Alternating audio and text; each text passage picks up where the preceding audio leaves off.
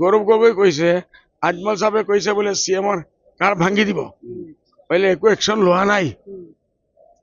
আর কোনে এজন জেলত গৈছিল, কোনে এজন কি মন্তব্য করেছিল, জেলত দি দিছে।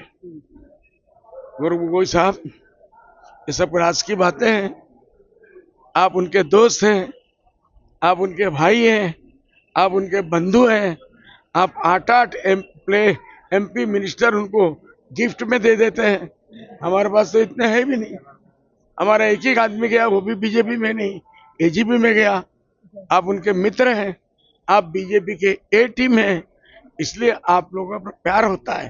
हमसे वो डर के नहीं करते, हमसे CM साहब डर के नहीं करते हैं, और वो तुम्हारे साथ इश्क में पागल रहते हैं। ये अजीर कांग्रेस मुस्लिम लीग हुई से और ऐसे बनाई से रकीबुल हुसैन साहब पार्लियामेंट गई केरम खेली से और यात गोटे अहमटू दी बिक्री कर चांद कोन फाले उठे, सूरज कोन फाले उठे ऊपर देखा। আমি এখন হকো যেগুলো বেশি ঘমন্ডার মাত মাতে না পতন হয়ে যায়।